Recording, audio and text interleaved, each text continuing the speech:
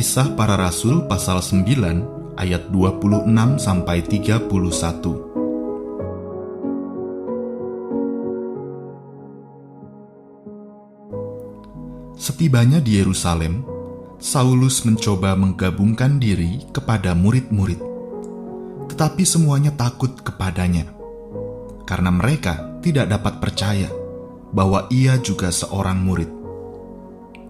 Tetapi Barnabas menerima dia dan membawanya kepada rasul-rasul dan menceritakan kepada mereka bagaimana Saulus melihat Tuhan di tengah jalan dan bahwa Tuhan berbicara dengan dia, dan bagaimana keberaniannya mengajar di Damsyik dalam nama Yesus. Dan Saulus tetap bersama-sama dengan mereka di Yerusalem, dan dengan keberanian mengajar dalam nama Tuhan. Ia juga berbicara dan bersoal jawab dengan orang-orang Yahudi yang berbahasa Yunani. Tetapi mereka itu berusaha membunuh dia.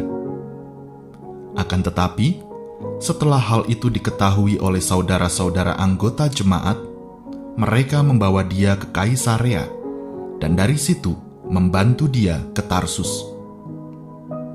Selama beberapa waktu jemaat di seluruh Yudea, Galilea, dan Samaria berada dalam keadaan damai.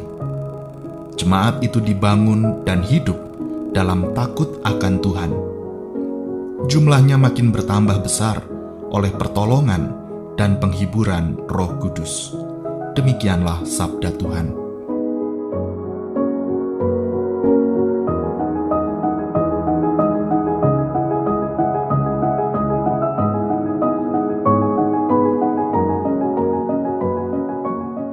Selalu ada risiko di setiap perjumpaan.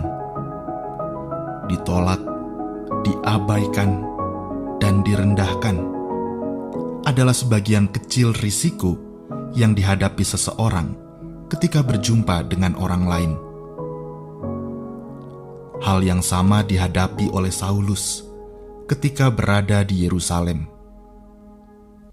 Para murid Tuhan takut dan tidak percaya terhadap Saulus, yang pada saat itu sebetulnya telah bertobat.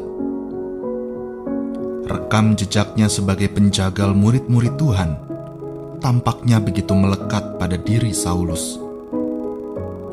Kehadiran Saulus di Yerusalem sekaligus mendatangkan ketakutan bagi para murid. Risiko ini mau tidak mau dihadapi oleh Saulus, sebab masa lalu tidak akan pernah bisa diubah. Penolakan terhadap Saulus merupakan bahasa luka dari para murid yang teraniaya di masa lalu. Beruntung ada Barnabas yang menerima Saulus dan membawanya kepada para rasul dan menceritakan pertobatan yang telah dilakukan oleh Saulus. Para rasul mendengarkan dan memahami apa yang dialami oleh Saulus. Masa lalu yang menyakitkan kini diterima dan dipulihkan bersama. Luka-luka penganiayaan kini disingkap dan diobati bersama. Saulus mendapat ruang untuk membuktikan diri, dan ruang itu tidak disia-siakannya.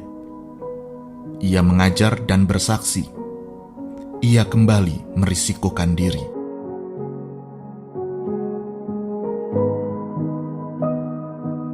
Selalu ada risiko di setiap perjumpaan. Ditolak, diabaikan, dan direndahkan adalah sebagian kecil risiko yang dihadapi seseorang ketika berjumpa dengan orang lain. Penolakan, pengabaian, dan perendahan bisa jadi merupakan bahasa luka yang tersisa dari masa lalu. Obat terbaik bagi luka-luka itu adalah saling mendengarkan dan saling memahami. Dari sanalah ruang penerimaan dapat terbuka dan kesempatan pemulihan dapat terjadi di dalam proses perjumpaan.